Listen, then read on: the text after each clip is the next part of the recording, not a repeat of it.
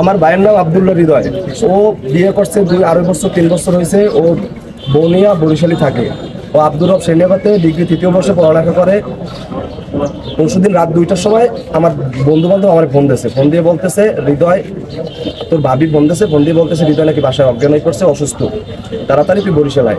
তারপর ওরা বাসায় গেছে, বাসায় যাই দেখতেছে হৃদয় নিথর দেহ পড়ে রয়েছে খাটের উপর। তারপর বাড়িওয়ালা ছিল বাসার পাশের, বাড়িওয়ালা আইসা দেখতেছে পড়ে রয়েছে, কিন্তু বাড়িওয়ালার সাথে বলতেছে ওর নাকি সুইসাইড করছিল। কিন্তু সুইসাইড করলে ওর কোনো এরকম আলামত পাওয়া যায় না, কোনো দড়ি পাওয়া যায় না, কিছু পাওয়া যায় নাই। ওর গলার এক সাইডে দাগ ছিল, আর শরীরের হাতে যে দড়ি দিয়ে বাঁধার দাগ ছিল, আর পেটে দাগ ছিল। ওর বউ পরবর্তীতে হসপিটালে বলতে আছে যে ও নাকি ট্যাবলেট খাই নাকি গলায় দড়ি দিয়েছে, কিন্তু এরকম কোনো আলামত পাওয়া যায় নাই। আমি আমার তাৎক্ষণিক কি জানি সেটা হসপিটাল নিয়ে আসছে পর ডাক্তার বলছে আমার ভাই আগে মারা গেছে। আর বউ কিভাবে গেল? কিভাবে মারা গেছে? কিভাবে গেল? ওর বউ হসপিটাল বলছিল। আমরা যখন কাগজপত্র নিয়ে থানায় গেছি, আইসা দেখে ওর বউ পালাই গেছে। আমার ভাইয়ের ফোন টোন সবকিছু নিয়ে গেছে, মোটরসাইকেলের চাবি, বাসার চাবি সব নিয়ে পালাই চলে গেছে। আর শাশুড়ি চলে গেছে। এখন তোমরা কি আইনি পদক্ষেপ নিবা কিনা? অবশ্যই আইনি পদক্ষেপ নেওয়া, বরিশাল থানায় মামলা প্রস্তুত চলছে। দেখলাম ওর এই জায়গায় তোমার এই যে ব্লাড বের হইছে, বাসার ভিতরে একটা বাঁকা স্কেল পাইছে, কাটা দড়ি পাইছে ব্যালকনিতে। পরে পরবর্তীতে পুলিশ সেগুলো উদ্ধার করছে। কি পাইছে বাসায়? একটা স্টিলের স্কেল বাঁকা, তারপর একটা কাটা দড়ি পাইছে।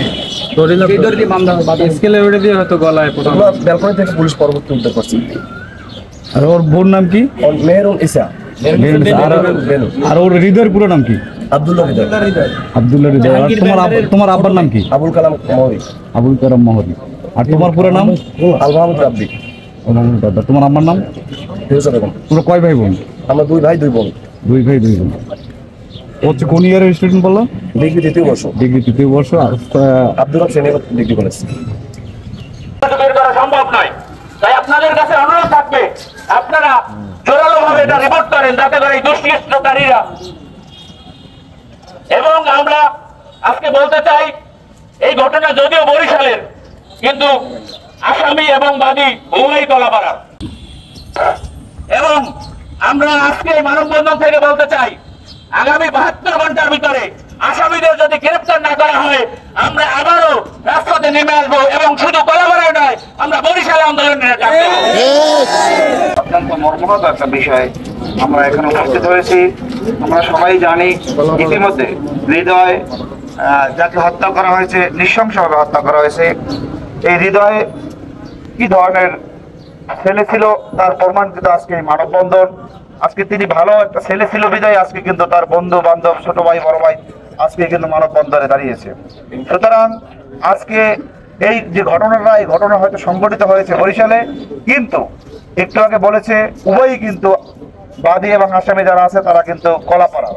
সেক্ষেত্রে আমাদের কিন্তু দায়বদ্ধতা আছে। তার আমি প্রশাসনের দৃষ্টি আকর্ষণ করছি, আপনারা বিষয়টাকে অ্যাবাউট না করে আন্তরিকতার সহিত কিভাবে আসামিদের গ্রেফতার করা যায় দ্রুত সময়ের ভিতরে আপনারা ব্যবস্থা গ্রহণ করবেন।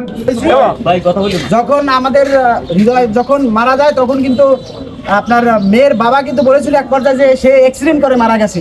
কিন্তু আমরা যদি হৃদয়ের গায়ে ক্ষত দেখি, সেটা থেকে অবিলম্বে কিন্তু প্রকাশ পায় আসলে কোনোভাবেই সে নিজে সুইসাইড করেনি, এটা একটি পরিকল্পিত একটি হত্যাকাণ্ড।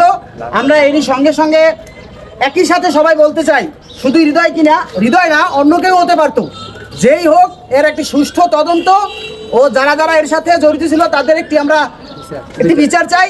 এবং এই যে মেয়ে ছিল, সে কিন্তু এর আগেও এক জায়গায় তার সংসার ছিল, সেইখান থেকে সে এসে তার সাথে সংসার করেছিল।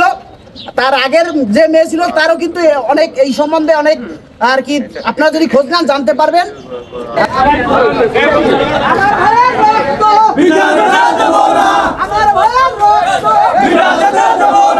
আর কোনো দাবি না।